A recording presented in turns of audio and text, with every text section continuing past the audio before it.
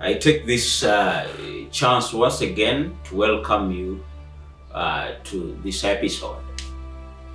And the title of our episode, is Dating a Ghost Note. Dating a Ghost Note. In our life, we are created to love. We are created to be in a relationship. God created us in a culture that we must be dependent on one another. All people need to be loved. Now, within this episode, within our theme, dating a ghost note, we do always project. And within our projections, at times, you may find that the way we project may seem known to come to reality when we go to the practical bit of it. But we need to go to the norm, to the godly norm, because things to do with relationships, if you want to relate better, then you rather take God at a center stage of your relationship.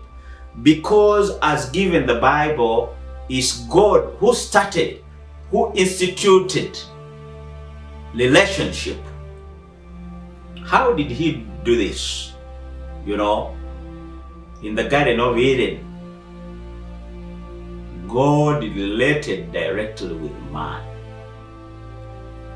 That's when you open the Bible, you will see that God created the universe in 6 literal days. But on the 6th day, God created man. And the first thing that God gave man was his presence. The first thing that God gave man was the presence of God. Because when you read the Bible will tell you that, Adam used to be in direct relationship with his God. God used to come to the Garden of Eden and do a physical talk with Adam and Eve. So the first thing that God gave man was his relationship, his presence. So in life, if you want to have a better marriage, mention it. But if it has to do with relationship, then the first relationship you must create is your relationship with your God. We want to see if God gave Adam his presence, what next did God give Adam after his presence? When you read in the book of Genesis, chapter 2, verse 15, there we'll see that the next thing that God gave Adam was work. Now, if you're dating, my dear viewer, if you're dating, my dear brother and sister over there, if you're dating, you must put this into consideration, that whatever you do, the presence of God must be, must dwell on you. If you want to relate better, then God must be in your relationship. Because as you have seen, the first thing that was given to Adam was God's presence, that his relationship with God, he related with God. The next thing is work. Genesis 2:15, it says that he gave Adam the Garden of Eden, and the reason why he was given the garden is to work, is to cultivate. Now, if was given work, you viewers, if you're dating, then consult God. Put in the right position your relationship with your God. Why? Because He's the initiator, is the one who instituted relationships. If you're dating, it is good that you're dating, but you need God's guidance. If you're dating, are you dating the right person? Are you dating the right man? Are you dating the right girl, all to do in that line?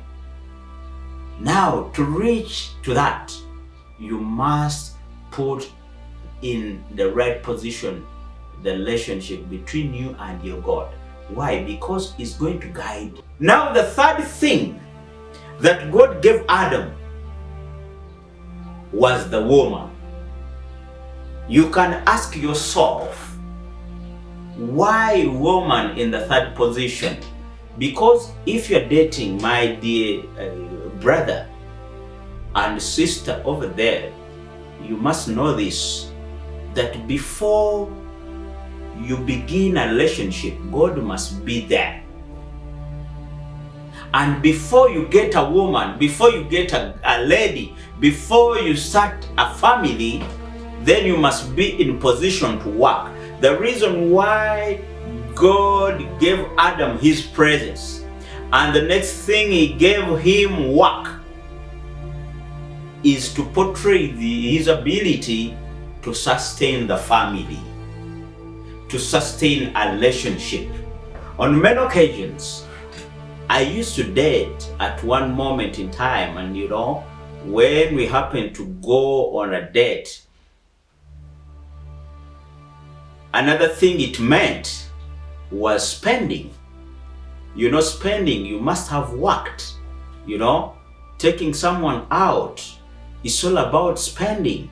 So that's why God gave Adam His presence, and He gave him the Garden of Eden to work, and the next thing He gave him was a wife. That's why the Bible says through his limb He got Eve. And it wasn't Adam's suggestion. It was God's suggestion, because the Bible says, and God saw that it wasn't good for a man to be alone. When you read in the book of Genesis, still chapter 2 verse 25, you will learn this. If I read from my version, this is what it has to say. That's why a man must leave his father and mother and is united with his wife. When you read the book of Genesis, you will see that God is the one who suggested that. Why? Because He was present with Adam. Because he was the overseer. He had better plans for Adam. So if you begin a relationship without God, then you're bound not to yield it positively. But if you begin a relationship with God, God will be there to guide you in that relationship. What do I mean here? What I mean is that God is the creator. God is the sustainer. God has a clear vision in our Christian journey. God has everything. The Bible talks about Him as the Alpha and the Omega, the beginning and the end. So such a phenomenon must be not underestimated. Why? Because when we are in the hands of God, when we are under the presence of God, God will be in position to direct you and me in our relationships. The theme is telling us, date a ghost not. Some of us have entered in relationship plainly, and we think that we can use our, we are convinced with our brains that we can be able to sustain them without God. The Bible has stressed it clearly that God's presence was the first thing that was given to Adam before he was given Eve. And the next thing he was given was work. He was given the Garden of Eden so that he can cultivate. Many of you who are in dating, who are in relationships, you happen to forget this.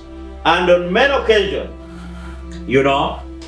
we tend to mess up with our relationships because God must begin that relationship. He must guide that relationship, and he must be seen.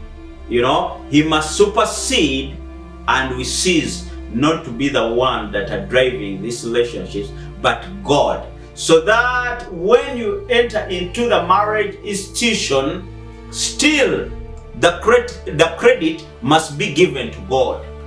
Why? Because He's there to guide, He's there to mold, and He's there to see that His repetition through the marriage institution is not shunned down, but we must live to His glory. That is God. Dating a ghost not. That is good. Now, before Adam getting a woman, he was given work and the presence of God.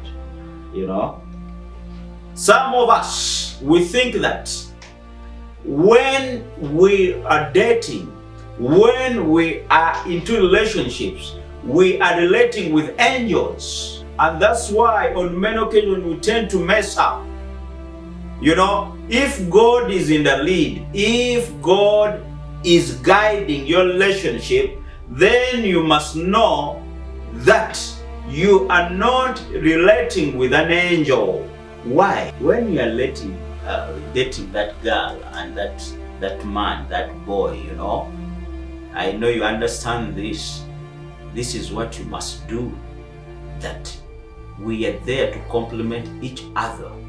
And even in marriage, when you reach the marriage time, you are not married to an angel, but we are there to complement each other. We are there, to fill each other's weakness. And if we do that, then we can be in a position to thrive in our relationships, in our marriages, and more so in glorifying the name of God. So, cultivate. When the Bible says that man was given the Garden of Eden, one of the cardinal things, one of the cardinal reasons why God gave man the Garden of Eden is to exhibit, is to tickle the ability for a man to make dominion over nature, over all creatures, so that he can stand in a more profound position, to be in the lead, to be at the epitome of all the creatures. Why? Because a man is a leader.